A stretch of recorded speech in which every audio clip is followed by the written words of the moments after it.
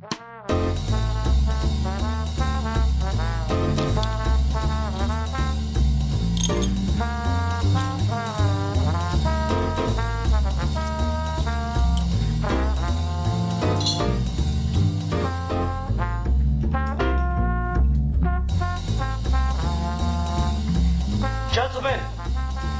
the time has come once again to discuss things.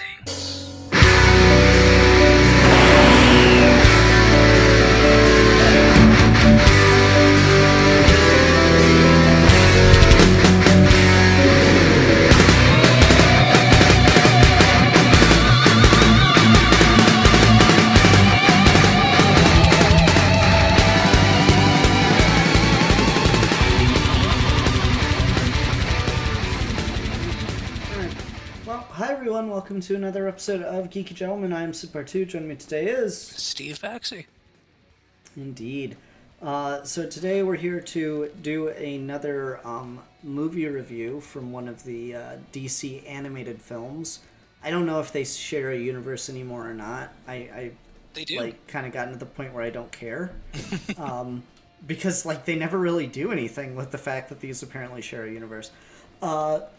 So this is Green Lantern Beware My Power, which came out in 2022. Steve did not know it existed. Nope. I was this is a funny one because I just remember being disappointed and angry about this movie, and then when I started, I was like, why do I hate this movie again? And then as I'm watching, I'm like, oh, right, that's why. That's funny because I had the exact same reaction because you kind of expressed disdain for it last week, and I started watching it. I'm like, it's not great, but I don't know why Ian hates it. And then they just kept going. I'm like, oh, this is why. Yeah. So I'll just come right out the gate with what my problem is, and you can tell me that this isn't fair or not, but I'm gonna be pretty much gung-ho, stick to my guns on this one. That I think it is a really shit thing to do to both Jon Stewart and Kyle Rayner as characters to give Kyle's story to Jon for his own movie. I'm legitimately insulted for both of them. Because, on one hand, it undermines Kyle and what makes him unique and what makes his story interesting from the comics. Say whatever you will about Green Lantern comics and the rocky history of them, but there is just a certain flavor to Kyle Rayner's era of being the Green Lantern in Hal Jordan's shadow and trying to have to deal with the weight of trying to restart the Green Lantern Corps. And there's also a very particular story to Jon Stewart that is just forgotten and ignored about the fact that Jon Stewart was the guy. Jon Stewart was the angry black man of comics when that was something they weren't really allowed to do. So I just feel so insulted for both of these characters that I like to, various degrees, because Kyle is my baby and Jon Stewart is that guy everybody knows. But ultimately, I just think that's a really shit thing to do for a movie. And again, Jon Stewart can work as his own lead Green Lantern character. He can work as the lead for a film. I just think it's fucking weird that they gave him Kyle's story. Which, it's very funny because DC Animation does this with Green Lantern a lot. You remember the Superman animated series episode with Green Lantern? Where they do Hal Jordan's origin? Yeah, they do Hal Jordan's origin, but it's Kyle. I don't know why they do this. Well, they do the same thing with Tim in the New Adventures of Batman, where it's Tim Drake, but he just has Jason's backstory, and he's got Tim's costume. Yep, that's true. I don't know. It's just such a weird thing that to choose to do an adaptation, particularly going the full 9 yards and having Parallax Hal Jordan, but then even then they kind of water him down so much. Fucking Kyle Rayner's Parallax Hal Jordan was literally rewriting reality, and this guy, John, just punches in the face. I just don't know how to feel about that one. Well, so my problem with it was not that they hodgepodged Jon Stewart and Kyle Rayner, because the whole movie is a hodgepodge of like a bunch of different stories, and that's not really cleanly adapting any one of them. Because like there's bits of Emerald Twilight in there, there's the Rand Thanagar War thing going on in the background. Since Hal Jordan is Parallax and dies at the end, there's kind of like that 0 hour thing going on where he dies, but it's not really doing any of that stuff.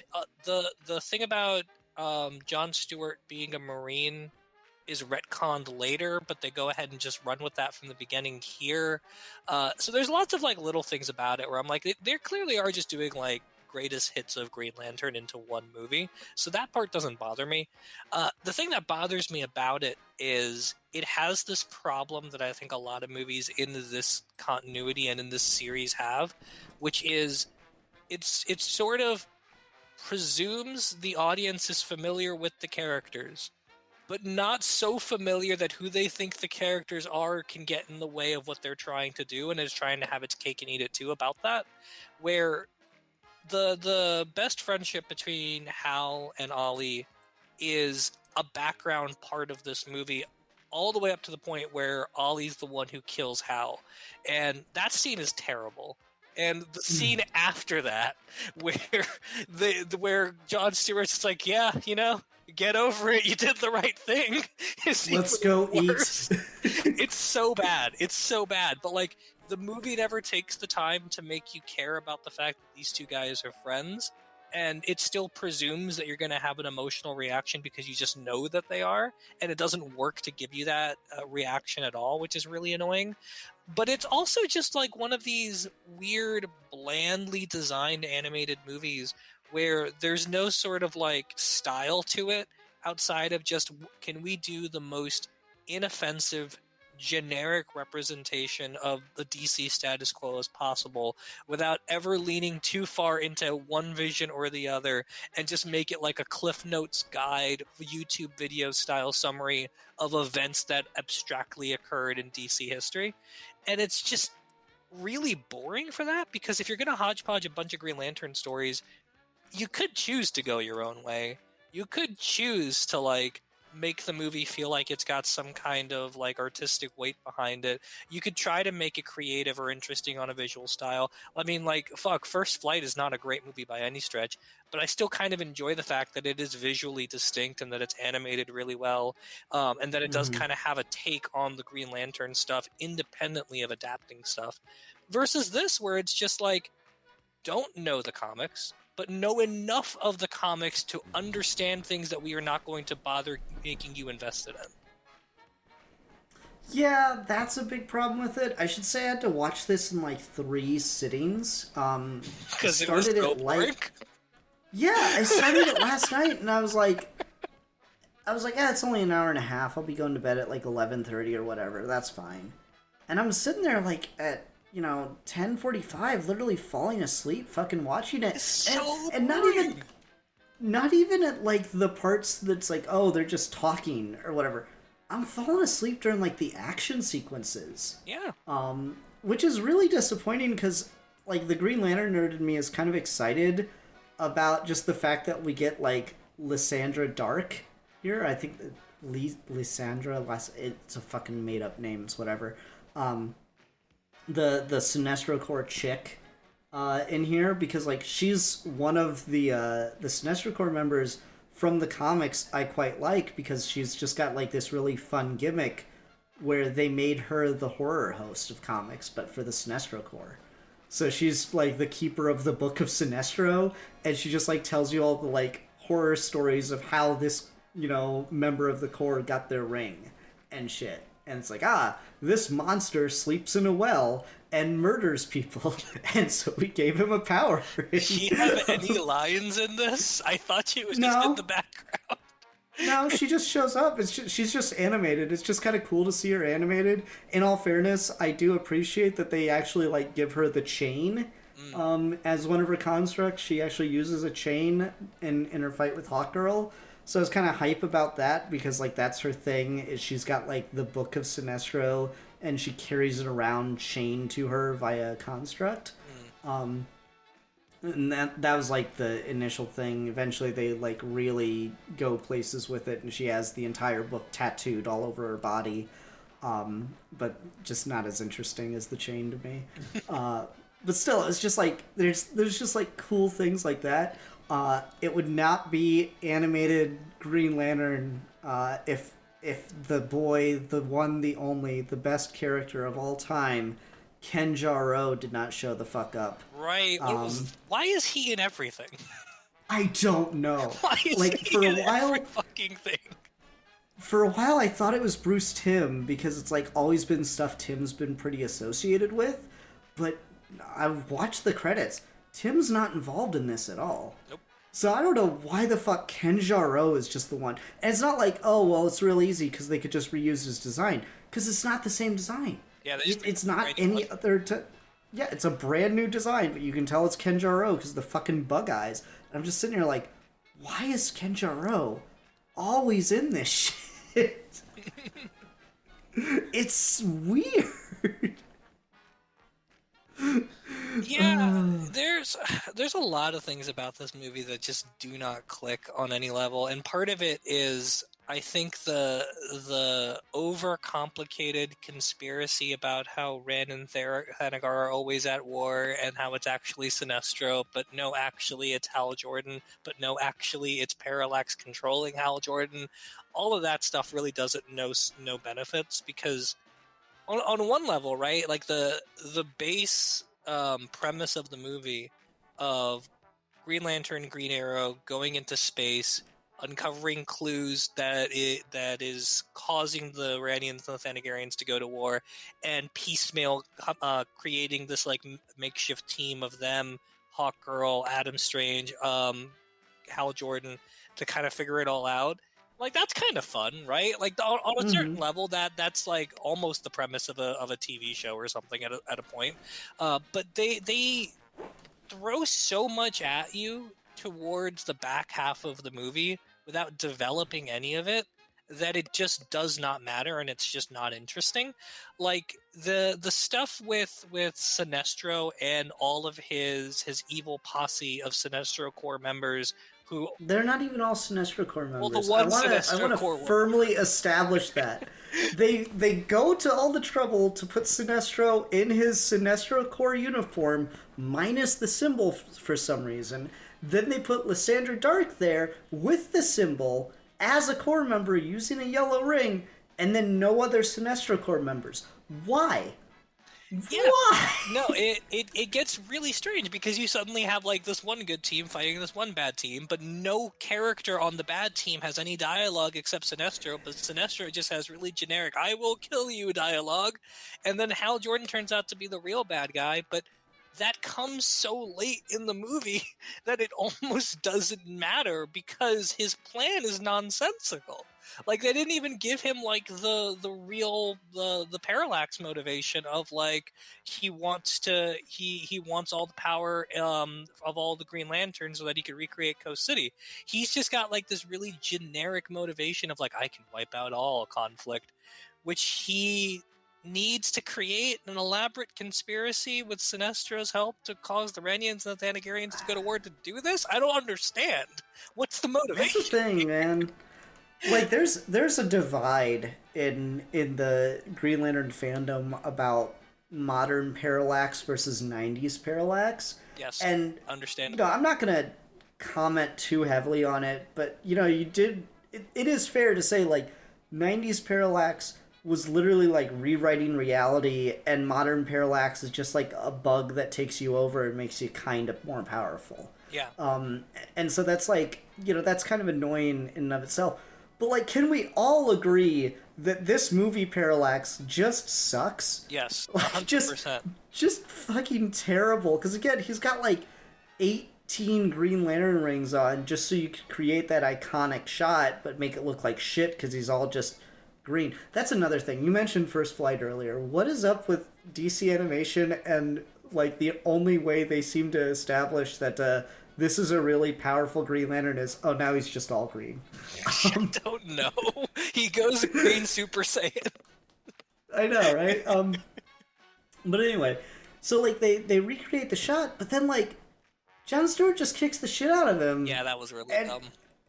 And it's like not even hard for him, you know? And the other thing too is like John's arc is so lost in the weeds of this movie that when he has like his bookend moment where he gets stabbed through the hand by Hal to parallel that flashback he has at the beginning where he's stabbed through the hand, none of that resonates at all. There is no coherent thread from beginning to end with that. The whole PTSD war veteran getting acclimated to real life thing just gets basically dropped for the whole middle chunk of the movie. He's got like a flashback that happens when he is with Green Arrow early on in the movie, but nothing about the adventure he goes on in any way externalizes the stuff he's been going through until the very end when he decides not to kill Hal Jordan and then decides he wants to be a Green Lantern, but never explaining like what any of this has to do with what he's going through or what his motivations are or where any of this is coming from in relation to Parallax. Like, what about the fight against Hal Jordan / Parallax completes his character arc? I don't understand that. Like, just fundamentally, what is the conflict between these two people? Yeah, no, there really isn't anything, is there? It No. just kind of all happens. And that's really weird. Like, there doesn't seem to be any kind of narrative through line to this fucking movie. And then, again, on top of that, they fucking give him Kyle's story. And I think that's, like, that's really fundamentally why it doesn't work, is just this isn't a Jon Stewart story, so it, like, doesn't really make sense. You know, like, Kyle Rayner is the fucking nobody who doesn't deserve the ring, and he's got to, like, prove that he is worthy of it. That's his story. That is, like, all of the 90s Kyle Rayner comics come down to fucking that, right? Jon Stewart is just already good enough. Like, Jon Stewart's early issues, there's one, it might not be his first, but it's, like, one of his first, or it's when he, like, first fully takes over from Hal, is he's like taking off the mask and everything, and his whole thing is just, you know, being out there as, I'm not gonna hide who I am. I want everyone to know that I'm Green Lantern and I'm a black man, blah, blah, blah. Like, that's just fundamental to Jon's story, is he's not ashamed of it. He's not trying to prove that he deserves it. He just confidently accepts the duty and kind of, you know, is a natural fit for it. The scene that just gets me is when they're on Oa, John and Ollie, and they kind of come to like the hero statues, and you get to the, like, yeah, I mean, I've heard of Hal Jordan, but he's just like a Green Lantern, right? Then you look over, there's just like the fucking giant Hal statue. It's like, Hal Jordan, the greatest Green Lantern in the universe. And he's like, in the universe? Really? That's just not a Jon Stewart scene, man. That's just not him. I really hate a lot of the dialogue in this movie, and part of the reason I hate it is it's got that MCU quippy garbage of like, let's say something serious, but like let's also super undercut it by making it into a joke at the expense of the concept over and over and over again. Like, no, you couldn't just have had a moment where Jon Stewart feels the weight of the responsibility he's been given because Hal Jordan was the greatest Green Lantern in the universe and Oliver was his best friend, and now he has to deal with the baggage of both of these people. No, you couldn't do that. You had to make him say a joke about him being the greatest in the universe. And they fucking do it with the oath too. Oh god, I hate that so much.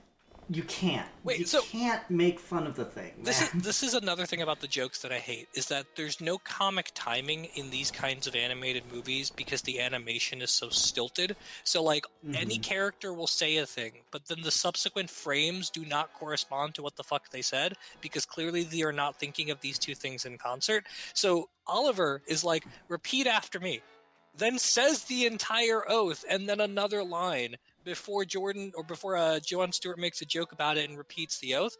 I don't know about you, but when I say repeat after me, I give you a second to repeat the phrase after me. It's so dumb. It's so poorly done on like every level. Like they can't even like write the scene to be coherent. You know, another thing, because this is like more subtle. I'm not sure if it's performance or if it's editing or if it's like trying to time stuff with the animation or what. There's a lot of like awkward pauses in the dialogue in this movie. Yep. Did you notice that too? Every joke is like that. No, it wasn't just the jokes. Like just line to line, someone will like say something, and there'll just be like quiet for an unnaturally long amount of time. Like not like a long awkward pause, but it'd just be like, I'm just saying that we should do it this way. Okay, well if you think that, and it's like, no, you didn't need that.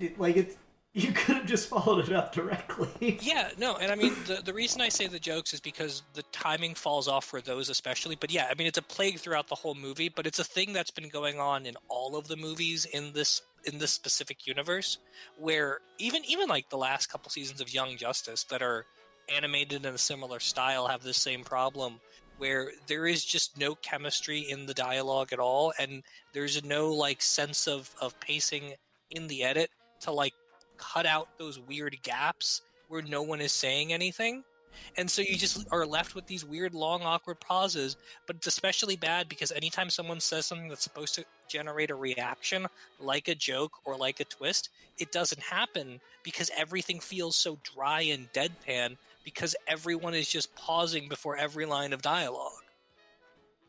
It's so annoying. It's really rough. I don't understand it. It's really rough, and like the Oliver bits are the worst because I think his voice actor is terrible. But I think everybody's bad in this. I think the only one who's like salvageable is Hal.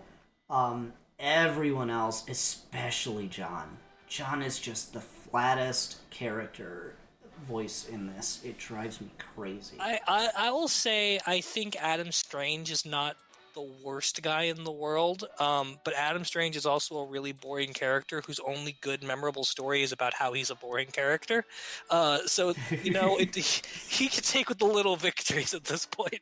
But with Oliver, it's especially bad because like you've got terrible comic timing, you've got really bad lines of dialogue, you've got a voice acting performance that is just not good, and then you've got so many of his lines being either melodramatic exclamations of how Hal is his best friend or quips, and neither one of them play. So it's like this entire character's existence is like nails on a chalkboard in the movie because nothing he ever says hits on either level. Yeah, It's really rough. And I love Green Arrow. He's one of my favorite DC characters. So like I don't need the Green Arrow in the movie to like be my comic Green Arrow, but like Jesus, man, you could have gave him a personality. Any personality. I mean, they try. They're trying. It's just bad. The performance. It's bad, not. It's like not well written enough to just carry it, and the performance is so nothing. Okay, all right. I want to talk about this. Now. Okay. Transition to another thing to fucking complain about. All right. So you and I were kind of talking about this movie a little bit before you got the chance to watch it, and you were like, "Oh, it's only like 70 minutes, right?" I'm like, "Actually, no, it's a bit longer. It's almost full feature length. It's an hour and 27 minutes." Yeah. And you know, ideally, that should mean you get to spend a little bit more time kind of planting the ground and providing a more well-rounded, fleshed-out story. But also, you could just, I don't know, have pointless ass fight scenes that you could cut out of the movie and literally lose nothing. When he shows up on the fucking Why does the watchtower, Justice League attack him? Explain to me on what planet the Justice League would just attack. the intruder. It's just like, let's fuck him up, boys. Well, and that's another great example of like the weird awkward pauses, because he just walks in, everyone is just silent for like a goddamn minute, and then they're like, intruder! For a second, I thought it was going to go the other way and be like, oh, are they going to have a conversation because this dude just walked up peacefully? Nah. No. It's just because the animation and the editing is bad. We will attack. We will waste 5 minutes of this movie on a fight scene that sucks. Yeah, it's not a good fight scene. Like, some of the fight scenes are better than others. I like the final one where they're all kind of just brawling with their own dance partner. That lizard guy, they had a lot of fun animated. Someone, like, put in the work on the lizard guy versus Green Arrow fight. That one was pretty good. I had a hard time taking that one super seriously because the big dramatic moment of when the ring kills Sinestro is really undercut because Green Arrow is fighting the crocodile dude right behind him, and it's just like a comedy bit. Like, look, I'm sorry about this like weird existential crisis you're having about having Sinestro's blood and heart on your finger after the ring just impaled him, but there's a fight going on right behind you, and I kind of want to know what's happening. Also, that ring really started to play fucking fast and loose with lethal force has not been authorized. I don't understand that scene. I don't understand how he can will it to come to him while also taking the equipment for other people, but he couldn't will it to just turn a corner and not kill Sinestro. I mean, he needed... Like, I think the argument is he needed to do that. It was his only way out. I don't see how. But, yeah. I'm going to be a little bit generous there. That's what I think they were trying to do. That's a Not that they did it well. Yeah, I mean, that's a Man of Steel problem for me, where it's like, look, I'm not saying that there aren't ways where you can justify this scene happening. I'm just saying your movie is not about that, so why did you do it? Mm-hmm. Yeah, no. It's such a fucking letdown of a goddamn movie on so many levels. But yeah, like, just all the random ass fight scenes. Fucking Hawkgirl shows up, we gotta fight her. Fucking Adam Strange shows up, we gotta fight him. Fucking every 5 seconds they're just beating the shit out of each other. I'm like, just use your word. Like it's a trope, right, in comics that like every team up you gotta have the characters fight when they first meet each other for a little bit. Yeah, I mean, and it's a big Marvel thing where, like, every time a hero team up happens, you start with a fight because their first big one was Namor versus the Human Torch. Mm-hmm. And, like, on a certain level, I can appreciate and enjoy that. Within the context of a comic book where, like, that takes up maybe 5 pages of the thing at most, you know? Like, when was the last time the team up thing had the fight take more than just a couple pages in the first issue, right? But the fact that it's just every 5 fucking seconds here, they're just beating the shit out of somebody. It just doesn't work. It doesn't make sense. And again, it just feels like you're wasting time that could be better spent, you know, working with the story you're telling. And again, fucking Parallax, I'm gonna seize this doomsday weapon and kill 2 planets that I don't actually care about. So yeah, anything needed more development. The fight scenes are really obnoxious, and like you're right. Some are better than others, but it does sort of like grate after a while, and it's part of what makes the movie boring. Is that you know, as the audience, that this fight is not going anywhere. That this is not the climactic showdown. This is just the inevitability before the team up, which means when you keep doing it, it makes every scene more boring. But the other problem is like the fights aren't in service to explaining or doing anything with the characters, because you have all of these like middle bits on the spaceship where Jon Stewart is learning to use the ring. none of which feels like it's connected to the fights that happen in between those scenes, because the fight scenes feel like they operate in a different reality where he's just doing things, but there's never any sort of like narrative callback of like, oh, I understand how to do this now. There's no like there's no like basic scripting tool here of like he progressively gets better with the ring. He's always just running it on instinct, and he's always running at it on about the same level. So it's not like the fight scenes are our window into him being like better with the ring, but they're also like not our window into understanding who these other characters are, because all of their contributions to the story are just like bit parts.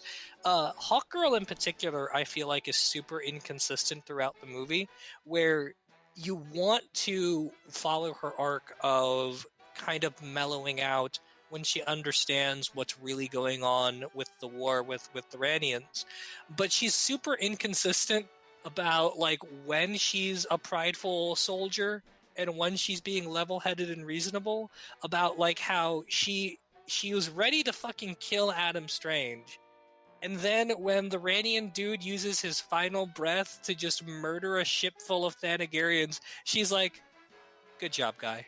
You went out like a soldier."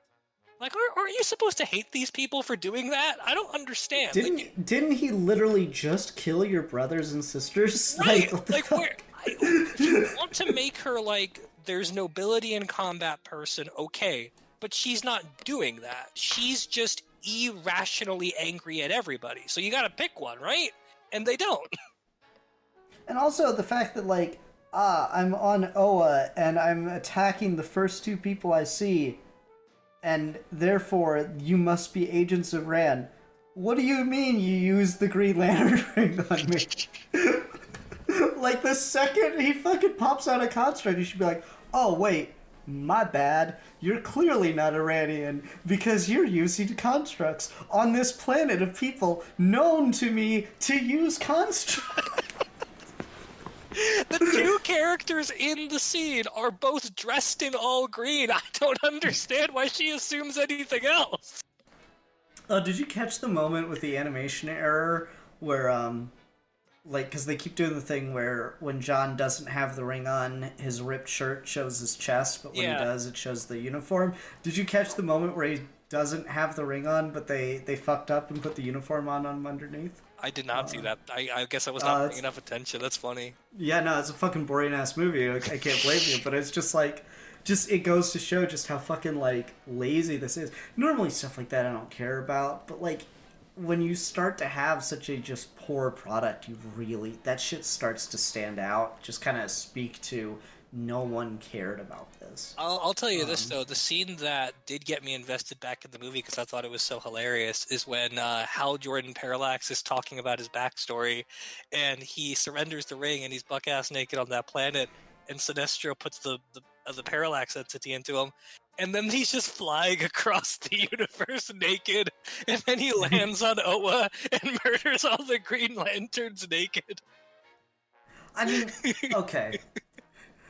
Alright, here's another, like, nerdy nitpick thing. Okay. It is well-established, good drama, and I don't care that it's overused, to just have someone kill a bunch of Green Lanterns just to, you know, say they're show badass. that they're a threat. Yeah.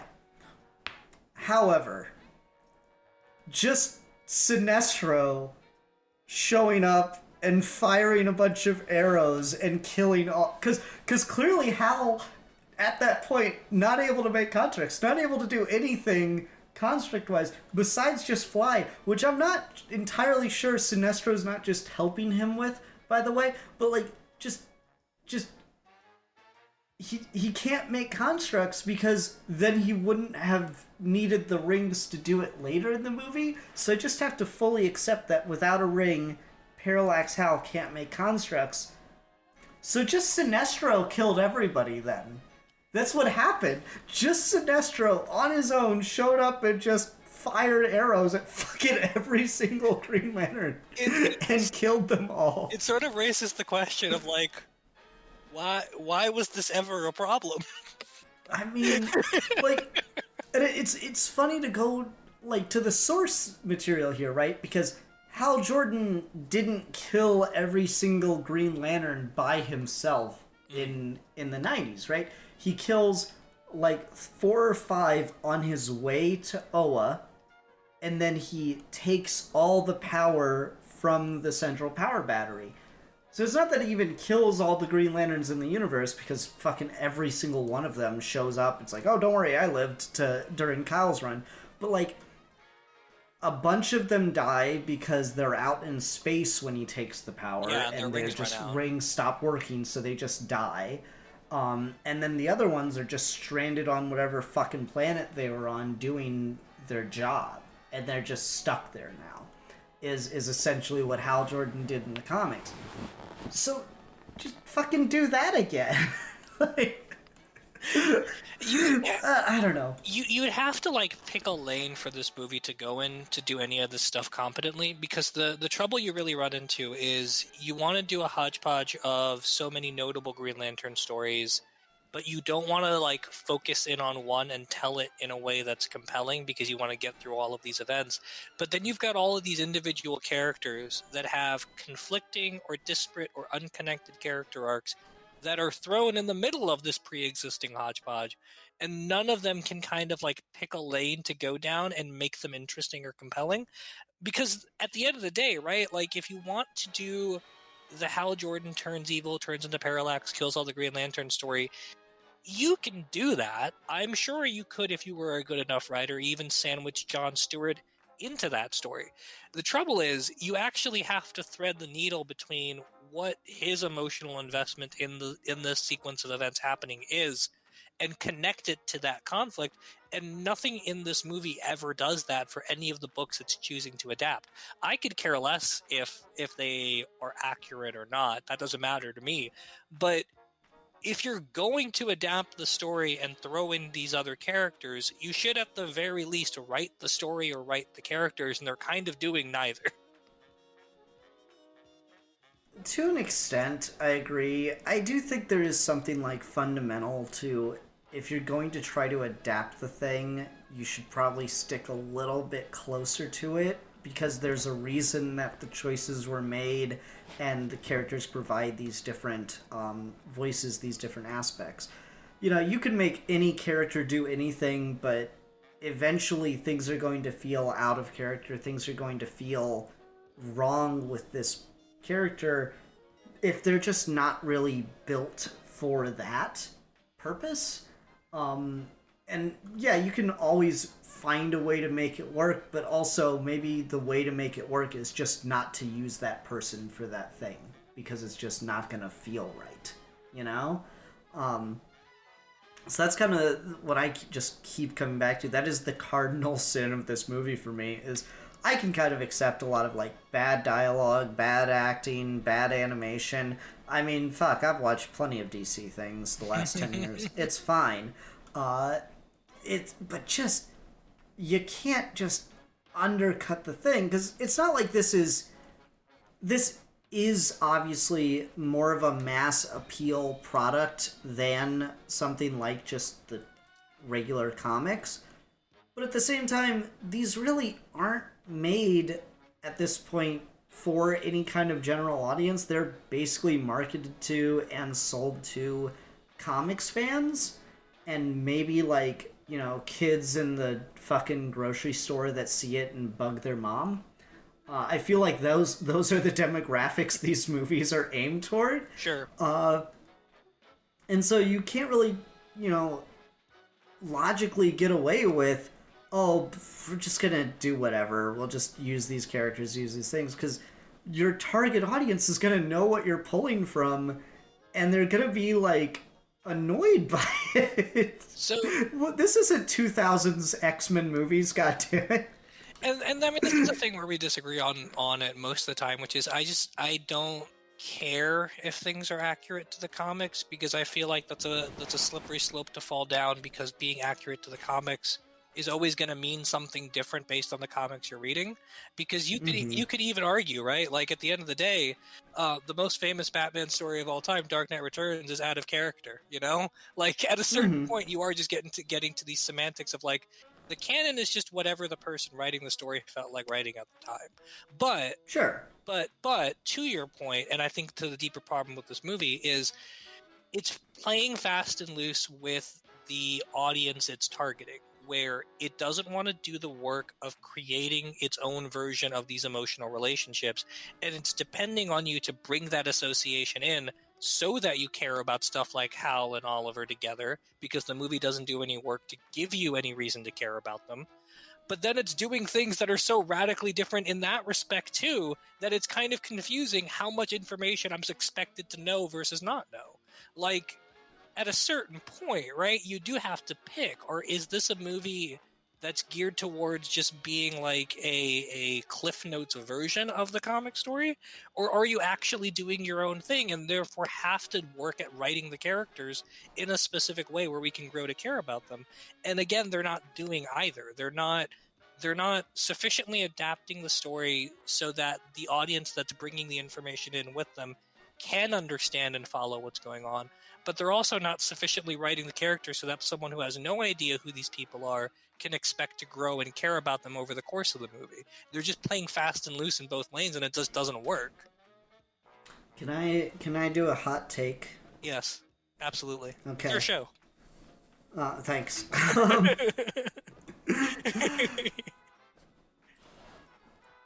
Jon Stewart is by far and away the most popular in a general audience sense Green Lantern, entirely because of the Justice League cartoon show. Yeah, I agree. For a general audience. And that is very unfortunate for him, because the only person who ever had any idea or direction for the character,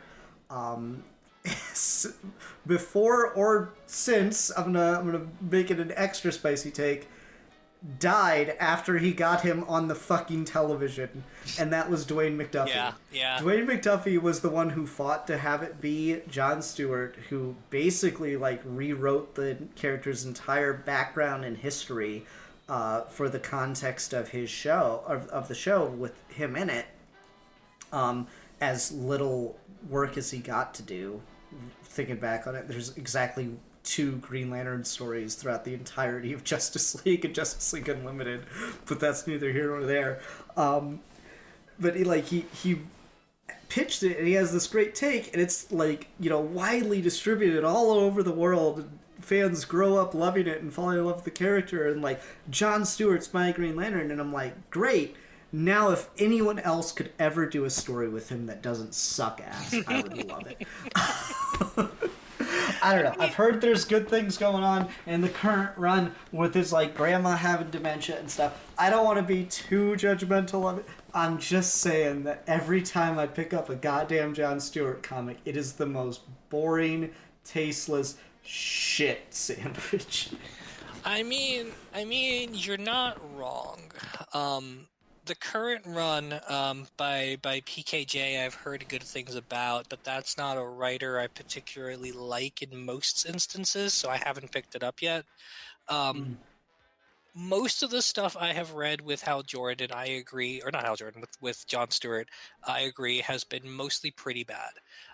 But I also feel like most of the Green Lantern I've read has been pretty bad, so I can't go as far as you. Now you're making me sad. I think we have similar taste when it comes to Green Lantern books, though. You just read more than me as far as that stuff goes.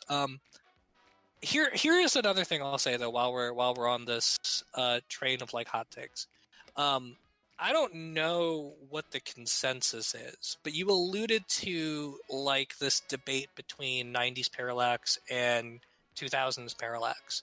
And my big thing with that has always been, well, I shouldn't say always, my big thing with it has been of recent years is Hal Jordan deciding to become a supervillain and turning into Parallax and then having a redemption arc at the end of Zero Hour is more compelling than he was mind controlled by an alien bug. And the mind controlled by an alien bug thing, I think, is too much of an easy out to something that was legitimately a character arc over several years. When Hal Jordan goes from Parallax to saving the universe in Zero Hour to being joined with the Spectre, there is a lot of stuff happening about him atoning for his actions and realizing that he made a mistake that doesn't exist after that when Jeff Johns chalks it all up to Parallax being the bug. Not to say that there isn't good stuff in that run, but it is a kind of thing of like, I want to play with this toy, I am going to remove the baggage from this toy and turn it into something else, which Okay, can be valid. Can I come in real quick? Sure, okay. I feel like you're definitely right, and it doesn't help that Johns kind of leans into this when he writes Parallax Hal in Rebirth. When we think of Parallax Hal Jordan, we think of, Emerald Twilight and Zero Hour, and then we think of Green Lantern Rebirth, right? Mm-hmm. The thing is, Parallax Hal Jordan showed up like 7 billion more times during Kyle Rayner's fucking run. Well, yeah, no. He is Kyle Rayner's most recurring villain. He shows up a lot in DC Comics in general in that period. Like, he is everyone's rogues gallery in that point. Like, he shows up in Batman I know, comics, right? So I know. And so, like, that's the thing that I feel is kind of missed in that conversation. Because I would 100% agree with you if it just ended at 0 Hour and he never showed up again until Rebirth, but that didn't happen. No, and so it makes it like this really awkward thing. That's why I say it, is that Hal Jordan's character made a turn, and he was still a consistent character within the universe, and he goes on an arc, however you want to piece that together, over the course of all that 90s stuff, where a lot of it ends up just feeling like it gets erased by the time you turn Parallax into a bug. The reason I bring that up is, in this movie, it sounds like they're trying to have their cake and eat it too with the bug infecting him, because it makes it sound like the bug is just making Hal Jordan act on his inhibitions and executing his idea of justice that he's no longer worried about restraining himself from. And I don't like that. Either it's a mind-controlled bug or he decides to make his choice. I don't like this weird middle ground of like, well, actually, Hal did believe this. It's just Parallax brought it out of him and he couldn't resist anymore. Because the reason that doesn't work in this context is because you don't fucking know anything about Hal in this movie to begin with. All you know about Hal in this movie is that he is the greatest. He's the greatest Green Lantern in the universe. Yeah, which I don't like them saying when Hal is alive. That always bugs the shit out of me. Because Hal Jordan, when he's alive, is objectively the worst Green Lantern of all time. It's just like, in retrospect, that you realize that he was great. Even if, though, right? Like, even if the Guardians are like, we acknowledge that objectively you are the greatest Green Lantern in the universe, those petty little shits would not give him the biggest statue in the hall. Like, that doesn't make any sense either. But like, that's the thing, is like, if he just generally had a turn, and that's the reason he killed all the Green Lanterns, it actually works better in this movie, because you have established him as being something, right? You established as being the greatest Green Lantern in the universe. You established that he's been trained by Sinestro, who also went psycho and killed everybody. There's drama to the idea that everyone expects Hal to be the best Green Lantern in the universe, and then actually know he's evil. And you know what did do this is the fucking Brave and the Bold cartoon, where Sinestro and Batman team up and Sinestro turns out to be evil. When you reduce it down to the bug controlling him or the bug influencing his choices, there's no emotional investment in who the fuck this dude is. So you're either telling me that we are meeting a character we know nothing about who is now acting out of character from a character we don't understand, or you're saying that we're expected to separate a character we know nothing about from the influence of another thing we know nothing about. Like, it's just sloppy. Yeah, no, it's not the best. I will say my interpretation of Parallax in the comics, and this isn't really John's thing. John's kind of like writes Parallax just the once, I think. I'm trying to remember how often Parallax as like this own independent voice comes back. And maybe he does again in the Sinestro stuff just a little bit. He shows up in Sinestro like, War, right? He does, but I'm pretty sure that like the only time he actually has any real voice in that story arc is when Tomasi's writing him for Kyle in the Green Lantern Corps Okay. book. And Tomasi's take on Parallax is very fundamentally different, more toward what you were kind of talking about of the like influencing what you already believe, but more in particularly the idea of like when you're scared, you start to think irrational things, or you're more susceptible Sure. to believe irrational things, and Parallax kind of just puts you into that very malleable state of mind that kind of lets you give in to your worst inhibitions. And I think that's a much more interesting, and like even in retrospect it kind of works better for the Emerald Twilight thing of like, oh no, Hal did all that. It's just Parallax was there kind of, you know, egging him on a little bit instead of straight up controlling his actions. Which is just one of those things. I think that's a better take. I'm trying to remember, because I know I know Jeff Johns writes the scene where Kyle gets possessed by Parallax, and I'm sure he's got a couple lines here and there, and that like there's moments where he has Parallax talking, but by and large, after Rebirth, I don't think Johns really touches Parallax all that often. And it's more other people kind of running with the idea, which is what I always prefer in comics, is someone comes up with like the cool concept, and then like a couple years later, a couple decades in some cases, someone figures out, oh no, I'm gonna make that actually work. Like, I'm gonna put the work in. You just like came up with the thing as your little excuse. 20 years down the line, this is like the revelation that I'm gonna drop on these hoes. I fucking love when comics can do that. So I think that's kind of what you see with Parallax. I could be wrong. I could be misremembering who wrote that issue of the Kyle and Parallax story, but I'm pretty sure that's Tomasi. Because he and Gibbons did a lot of that Green Lantern Corps book. Yeah, if it's not Johns, it's Tomasi, just because of those guys going back and forth for that run for so long. But Parallax has also kind of been in and out of like Rebirth continuity for a little bit, if I remember right. Like he was in the Superman book for a minute. But yeah, I mean, I think at the end of the day, it's just that sort of thing of like, I'm already not sympathetic to the idea of Parallax.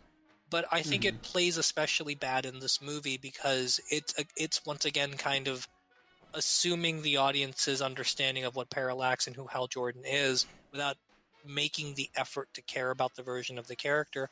And I think especially what makes it rough is like with the way the movie feels, with all those pauses and stuff you're talking about, and like how lackluster a lot of the performances are. You don't really feel any sort of gravitas or weight or energy when Hal Jordan shows up for the first time, right? Like, you get the sense that when he's discovered to be alive in that prison, that should be like a really big moment of like, oh my god, the greatest Green Lantern in the universe is here, we're saved. Even if he's in this prison with us, but you don't get that. He's animated like a background character. He looks like a background character. He talks like a background character. It's just hard to be like, I can forgive the writing of the character if I felt like I was connecting with the performance of the character, and I'm just not. Okay, I want to also talk about another thing related to Hal and John's dynamic in this. What fucking motivation in the universe does Hal have to give John any tips or encouragement or like training to become a better Green Lantern throughout the course of the movie? Because like when they meet, John's straight up just like, I want to get rid of this thing. Here, you can have your ring back. And Hal's like, no, it's chosen you now. You call it. Like, has it? Has it really though? Like, why don't you just take it? Like, you call it and then give it back to me. And then they're just done. Like, why would you train this dude? Why are you being a mentor at all? Like, you're the bad guy. What's your motivation here? I think what you're dancing around here is maybe the idea is Hal Jordan's plan doesn't make any fucking sense.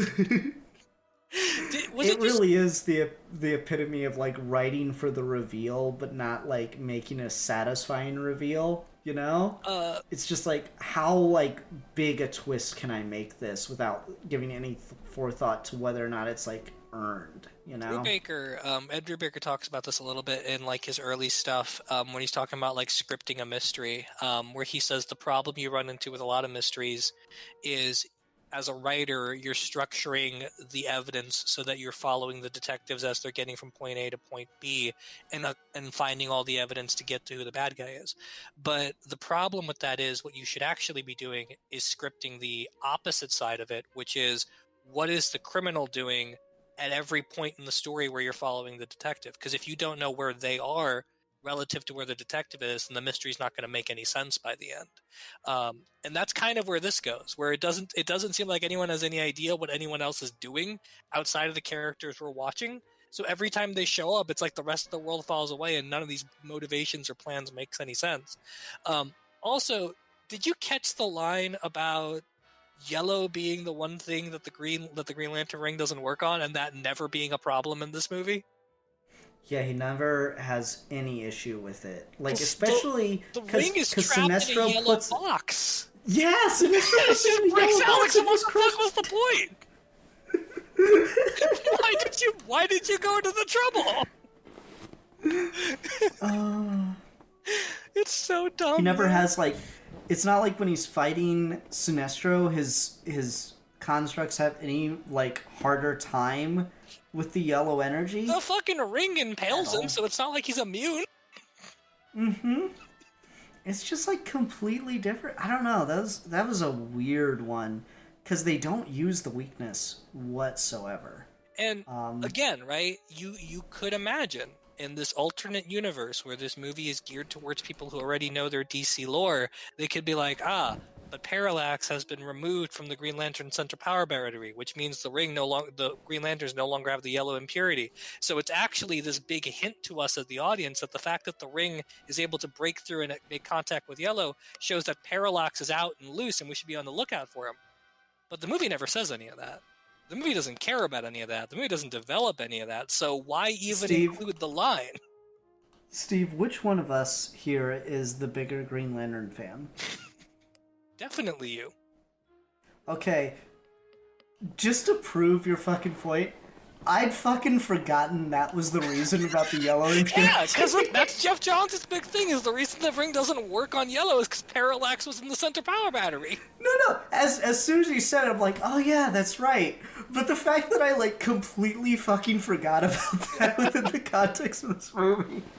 It's like, oh yeah, no, that actually does kind of make a lot of sense. It kind of works. Maybe that would be, but no, it doesn't do enough of the work. You should have that like been part of the reveal. But like, they don't even fucking establish where Parallax comes from. Sinestro just like pukes him up. He just has him. He just pulls out a giant worm from his pocket. I'm telling you, it's so fucking dumb. It's just one of these things where it's like I can see the YouTube videos now. I could see the explainer comic historian bullshit of being like, actually, this movie understands the comics really well, and here's where all these Easter eggs and stuff are coming in to explain the plot. And I'm just screaming at the screen, then write a better story and make us care about it, because none of that actually matters.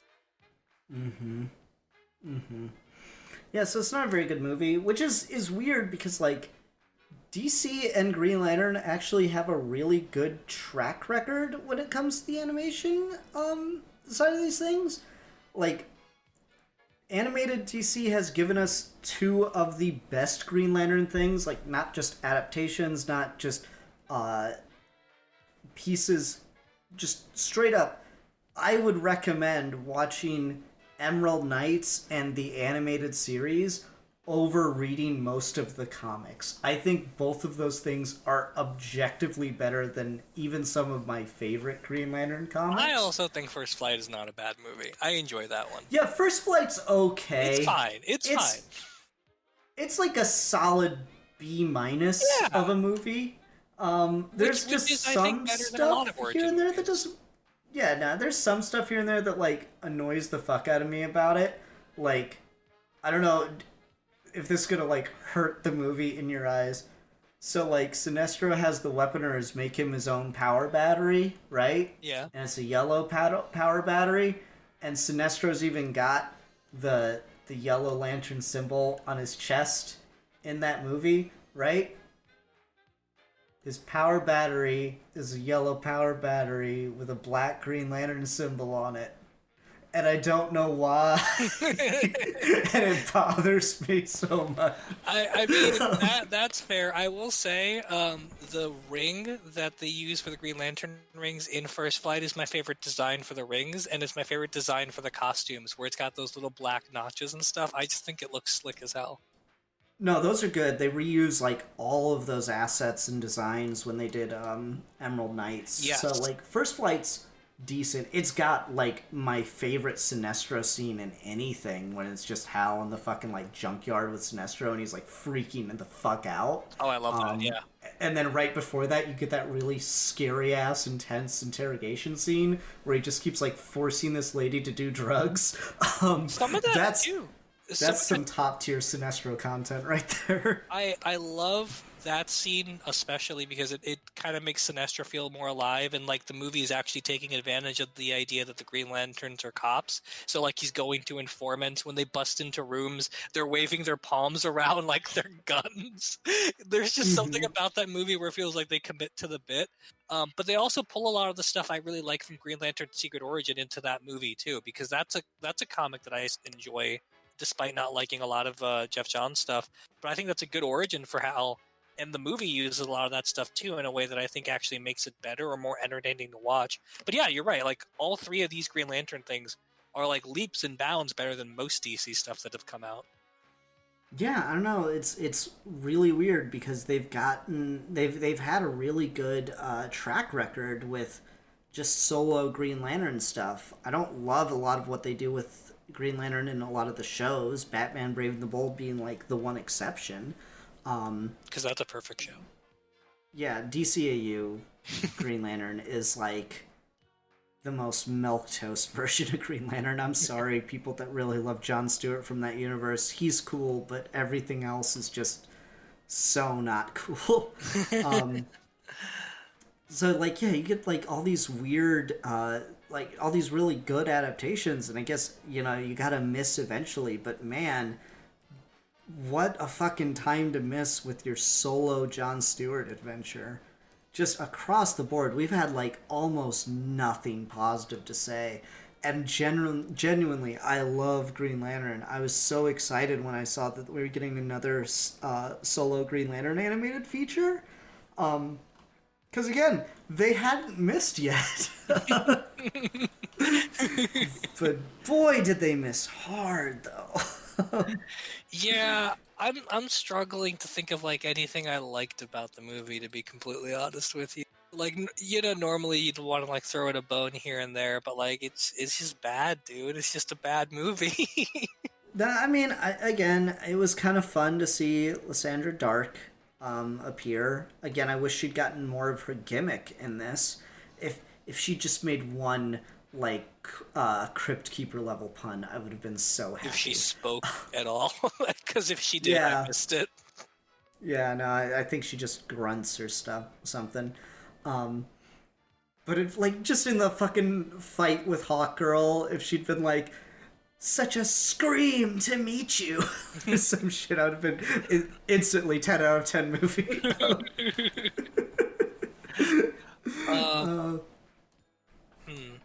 But yeah, I'm trying to think of like positives. I don't like any of John's constructs. They do the thing that like annoys me in Green Lantern, where I can tell you just like don't actually have any imagination in the concept, and that's when they just make guns. Oh my god, dude! The I fucking hate that. when he shows like his big moment of competency is when he just turns the construct into an assault rifle. Yeah. Like, oh come on. I just hate because you know, the bottom tier, absolute bottom tier, is some of your DCAU stuff where it's just a little pew pew laser on the end of your fist. Like, that's the absolute bottom rung of creativity with Green Lantern thing.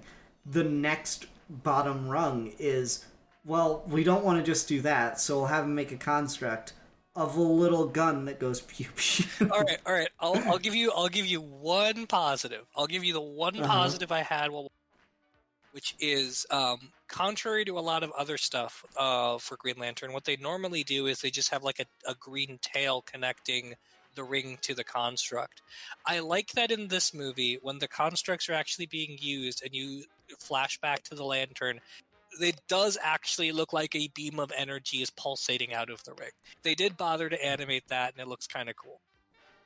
Okay, yeah. That's about it. I don't... Oh, okay, you kind of mentioned something earlier. Actually quite like the designs for the rings in this one. I think they actually went full CG for the rings, if I'm not mistaken, because they just, like, look like they've got that extra level of dimension to them, which I think kind of works, especially on John, because it makes it look just a little bit extra alien. So I think that was cool. Sinestro's kind of has that, too. When fucking Sinestro just holds a Glock up to John's face. So dumb, dude. It's so dumb. I mean, Sinestro in the Sinestro Corps outfit is cool. I mean, there's that. No, it's not the Sinestro Corps outfit. It's it the not? yellow and black and whatever the fuck that chest symbol is. Oh. He doesn't have the symbol on his fucking chest. Yeah. Why? That's fair. That's fair. I mean, I didn't particularly like Sinestro's design outside of that. I didn't really like voice acting either, like the 2 lines he has. Yeah, my master. Oh, well, thanks for dropping that right before you fucking die. You piece of shit. Like, if I were Parallax, I'd be annoyed. Like, dude, I was doing so well. Why the fuck? I don't know, man. Also, Parallax, maybe don't just... Also, Parallax, maybe don't just fucking, like, murder people left and right and, like, clue everyone into you're not the good guy anymore. Like, that was unnecessary. Maybe this is a topic for another day, but I am, like, so sick of the superheroes do or don't kill thing that comes up in these movies. Because it never feels like they have anything earnest or interesting to say about that idea. It's just sort of become like this generic talking point of like, superheroes don't kill, or the bad guys are the ones who always kill. But like, it never in any way has any sort of like coherent merit to the story they're trying to tell. Especially because you open this movie with flashbacks of Jon Stewart in war zones and his like the guy sitting next to him dying and him fighting for his life and like having actual PTSD, and then you just don't bother to connect any of that stuff to the excessive force that the ring warns him against, or the people in the Ranthanigar war dying on both sides, or the fact that Hal Jordan is just indiscriminately murdering people and shooting them in the back. Like, yeah, it's one thing to say that like maybe we shouldn't have superheroes in kids media kill people, but it's another thing to be like, this is a serious story about a serious issue. Let's actually like add some layers of nuance to this debate. What if there actually was some level to the story that said Jon Stewart had no choice but to kill Sinestro, and he does feel bad about that? Like, what if that was the actual story of the movie? And it's not. It's just a thing in the background that happens. Mm-hmm. Also, those guys in the beginning of the movie that were gonna set a homeless man on fire what the for being in the fuck? alley. Whoa, guys! What the fuck? Jesus Christ, y'all!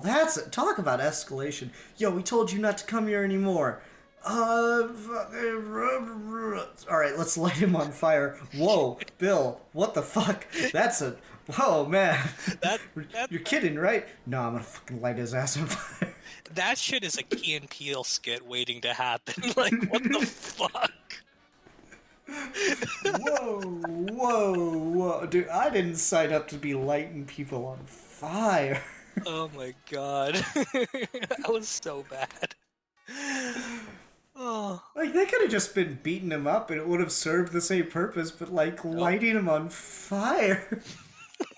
That is, like, demented as fuck, man. Like, clearly they're setting up a supervillain for John for the next fucking movie. Like, goddamn. Seriously, his city must be a hellhole if people are just lighting people on fire in back alleys.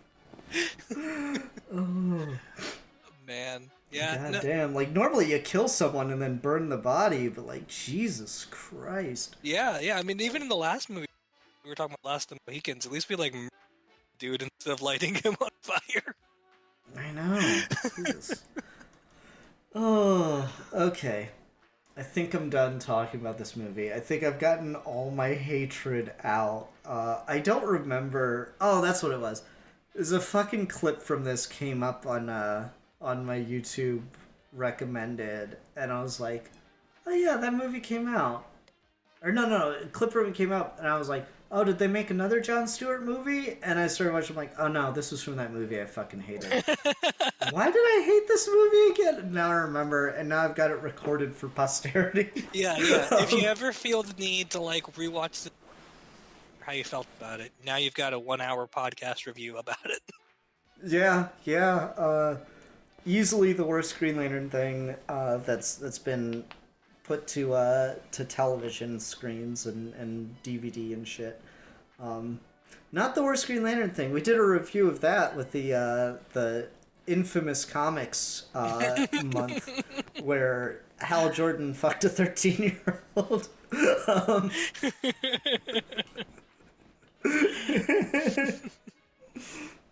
So you can go check that out. Along with, what else did we do? We did Superman made a porno with Big Barda, and we did Gwen Stacy fucks Norman Osborn, except not really. Gwen Stacy fucks Norman Osborn. That's right. I forgot. What fucking gems? Man, comics are fucking crazy. We should do that again. That was a fun week, a couple weeks there. It's infamously bad. I mean, I'm sure there's 100 that we didn't. There are. All right. Well, everyone, thank you so much for watching. Steve, do you want to pick something for next week? Yes. Are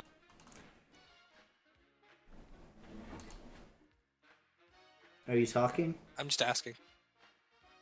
No, you said yes, and then you stopped. Oh, my bad. I said, do we know if Alfie will be back with us next week, or? I have no idea. I've not heard from him, so I'm gonna assume no. Okay. All right. Cool. Why? Because we've been yeah, good. Fuck that guy. We've been doing a lot of. We did 2 reviews back to back, so we probably don't want to do another review. So let's we'll talk about something. We'll talk about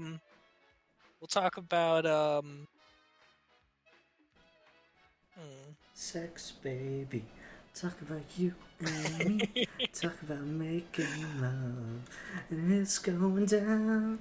Talk about sex, baby. Talk about you and me. Sorry, I don't want to get us copyright stricken. That's my perfect portrayal of that song. All right. Maybe, yeah, no kidding. That's gonna copyright strike right away. All right, let's talk about superhero video games. Oh, okay. All right. Okay, everyone, thank you so much for watching. Until next time, I'm the Philosopher. And I am not championing any oppressed people. Damn. And we are your geeky gentlemen, and we will be discussing things. Oh, fuck, I just realized we didn't do ratings. Pretty fuck. Obvious 0, right? Zero. Zero? Zero. Okay, cool.